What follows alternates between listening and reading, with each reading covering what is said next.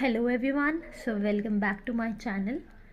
जैसे कि आपको याद होगा कि हम लोगों ने लास्ट वीडियो में आपके कॉन्स्ट्रेंट्स पे आके हमने ड्रॉप किया था कि कॉन्स्ट्रेंट्स क्या होते हैं। सो आज हम वहीं से स्टार्ट करते हैं कि कॉन्स्ट्रेंट्स क्या होते हैं, उसके कुछ टाइप्स क्या क्या होते हैं और उनकी एक्सप्लेनेशन देखते हैं। जैसे कि कॉन्स्ट्रेंट्स हम लोग डीबीएमएस में वहाँ यूज़ करते हैं जहाँ हमें अपने डेटा को लिमिटेशंस करनी होती है, या फिर आप इसे इजी लैंग्वेज में कह सकते हो, हमें अपने डेटा का टाइप शो करना पड़ता है। जब हम टेबल के अंदर अपना डेटा इंसर्ट करते हैं, अपडेट करते हैं, डिलीट करते हैं, तो हमें कुछ ना कुछ ऐसे टाइप वैरायटी देनी पड़ती है, उसमें कुछ कंडीशंस लगानी पड़ती है कि यह डेटा इस टाइप का ही होगा, या फिर ये डेटा आपका इसमें कोई ना कोई वैल्यू ज़रूर होगी, ये खाली नहीं हो सकता। यानी कि आप इसमें कुछ कंडीशंस देते हो, उसे हम कॉन्स्ट्रेंट्स बोलते हैं। और मेन इसका पर्पस होता है to maintain data integrity. So data integrity क्या होता है, हम इससे ये आप प्रूव कर सकते हो कि हमारा डेटा एक्यूरेट है, और जो जितना भी हमारा नेसेसरी डेटा है, जो भी हमारा ज़रूरी डेटा है, वो हमारा टेबल के अंदर ऑलरेडी प्रेजेंट है। सो हम लोग इस कॉन्स्ट्रेंट से ये इंश्योर करते हैं कि हमारा डेटा एकदम एक्यूरेट होना चाहिए टेबल के अंदर। If we having a correct data, then we can say कि हमारे पास जितना भी आपका टेबल्स हैं या फिर जो भी हमारे पास रिकॉर्ड्स हैं वो सब करेक्ट है, चाहे वो एम्प्लॉय से रिलेटेड डेटा हो, चाहे वो स्टूडेंट से रिलेटेड डेटा हो, या फिर आपका स्कूल से रिलेटेड डेटा हो, एनीथिंग एल्स।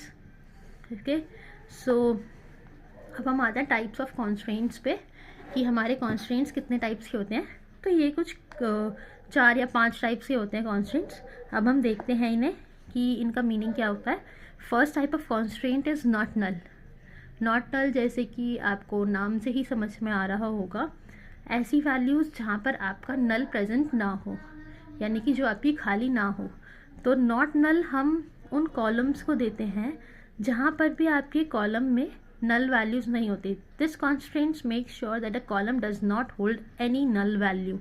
कोई भी, जैसे कि जब हम रिकॉर्ड डालते हैं अपने टेबल के अंदर, यानी कि डेटा डालते हैं, तो उसमें अगर आप किसी भी कॉलम के अंदर आप डेटा नहीं दे दे तो वो वहाँ पर आपका नल डाल देता है कि यहाँ पर कोई डेटा प्रेजेंट नहीं है। लेकिन अगर आप नॉट नल का कॉन्स्ट्रेंट लगाते हो, कंडीशन लगाते हो, तो आप उस कॉलम में कोई भी आपका रिकॉर्ड खाली नहीं छोड़ सकते हो, ब्लैंक नहीं छोड़ सकते हो। वहाँ पर आपको कुछ ना कुछ इंजेस्ट करना ही होगा, कुछ ना कुछ डालना ही होगा। तो ये एक एग्जाम्पल है, हम उससे समझते हैं।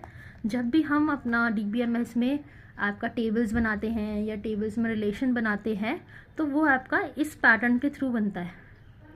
ये आपका है क्या बोलते हैं, टेबल बनाने के लिए ये आपने मेथड यहाँ पर डाला है। ये हम बेसिकली हम एसक्यूएल जो होती है वो हम डीबीएमएस में यूज़ करते हैं।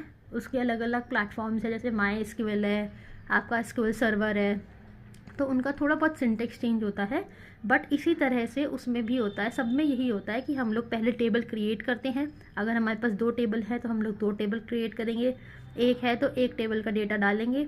उसके बाद अभी यहाँ हमने टेबल क्रिएट करी है, कॉलम्स बनाए हैं, उसके बाद हम उसमें आपका डेटा इंसर्ट करते हैं by having the insert syntax. तो ये हम आगे पढ़ेंगे कि इस तरह सिंटेक्स कहाँ पर कैसे यूज़ होता है। अभी आप यहाँ पर देखिए कि हमने टेबल बनाई है, क्रिएट टेबल, जिसका नाम है एम्प्लॉय। जैसे कि आपने पिछले एग्जाम्पल्स में देखा होगा, हमने टेबल बनाई थी स्टूडेंट नाम की, कोर्सेज नाम की। तो ये हम उसे स्क्रिप्ट की फॉर्म में लिख रहे हैं कि एक्चुअल में जब हम उसे कंप्यूटर पे अप्लाई करेंगे तो कैसे करेंगे। इस तरह करेंगे, create table whose name is employee, उसमें आपने ब्रैकेट डाला, एम्प्लॉय आईडी इंट नॉट नल।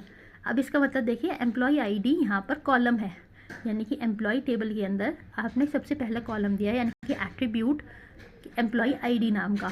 और इंट यहाँ पर क्या रिप्रेजेंट करता है, डेटा टाइप, कि ये किस डेटा टाइप का, आपका किस टाइप का डेटा है। लाइक आपका जो आईडी होता है, एम्प्लॉय आईडी, वो आपका इंटीजर फॉर्म में होता है, वो आपका टेक्स्ट फॉर्म में नहीं होता है। सो इसलिए हमने यहाँ पर इंटीजर दिया है, INT इंट। और ये हमने लास्ट में कंडीशन दी है नॉट नल, कि हमारा एम्प्लॉय आईडी बिल्कुल भी नॉट नल नहीं होगा, यानी कि वहाँ पर कोई भी ऐसी वैल्यूज़ नहीं होंगी जो एम्प्टी हो वहाँ पर।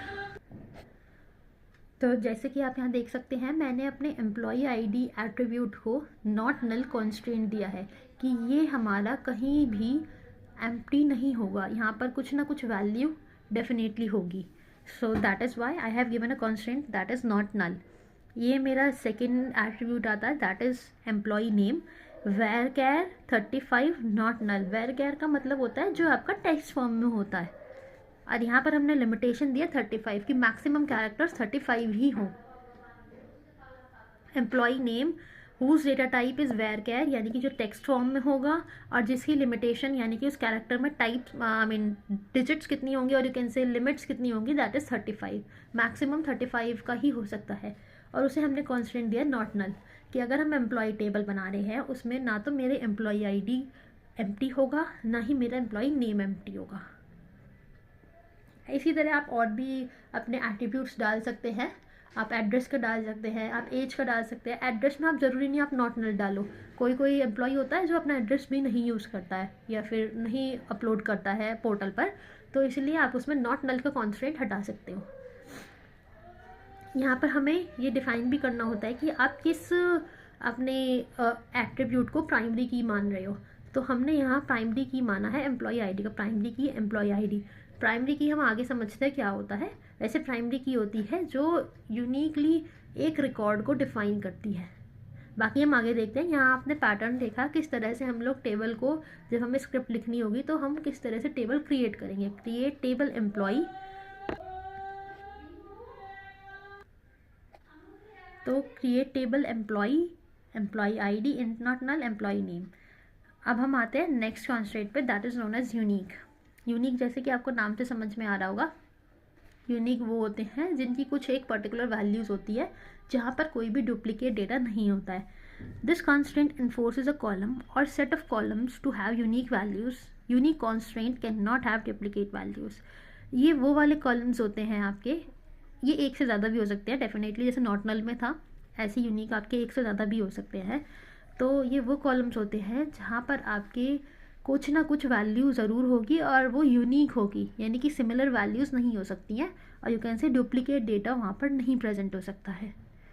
जैसे कि create table employ, employ address varchar 35 unique, यानी कि एक एम्प्लॉय का या फिर दो एम्प्लॉयज़ का सेम एड्रेस नहीं हो सकता है, डिफरेंट एड्रेस ज़रूर होगा।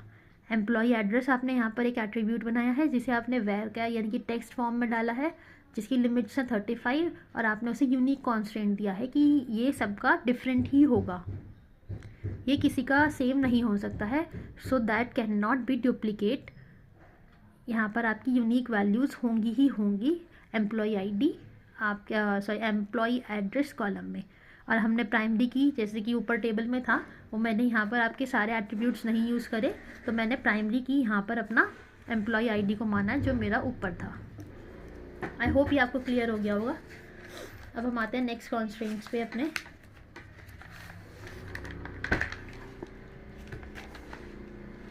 That is default.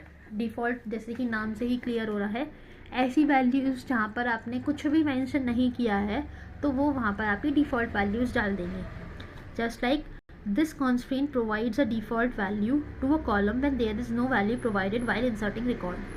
जब आप अपना रिकॉर्ड इंसर्ट करते हो, टेबल में डेटा डालते हो, उस टाइम पे अगर आप कोई वैल्यू नहीं देते हो किसी कॉलम की, तो वो वहाँ पर डिफ़ॉल्ट वैल्यू डाल देता है। एग्जाम्पल, टेबल यहाँ पर पूरा मैंने शो नहीं किया है, जैसे हम टेबल बनाते हैं प्रॉपर उसी तरह यहाँ पर टेबल बनेगी। क्रिएट टेबल एम्प्लॉय ब्रैकेट, फिर आपके जो भी एट्रीब्यूट्स हैं वो, एक एट्रीब्यूट उसमें से हमने लिया है एम्प्लॉय सैलरी का, जो कि आपका इंटीजर डेटा टाइप में होता है, सो INT। यहाँ मैंने डाला डिफ़ॉल्ट 10,000। इसका मतलब है अगर मेरा किसी भी एम्प्लॉय की सैलरी मेंशन नहीं है तो मैं वहाँ पर बाय डिफ़ॉल्ट 10,000 डाल दूँगी। सो डिफ़ॉल्ट का यही मीनिंग होता है, अगर कुछ भी कहीं भी किसी कॉलम में कुछ मेंशन नहीं होता है, जैसे एम्प्लॉय सैलरी में अगर कुछ मेंशन नहीं होगा तो बाय डिफ़ॉल्ट वहाँ पर 10,000 मेंशन होगा ही होगा। आगे बढ़ते हैं। That is check. What is check? So check is basically use to make a condition. जैसे कि हम यहाँ पढ़ते हैं, this constraint is use for specifying range of values for a particular column of table.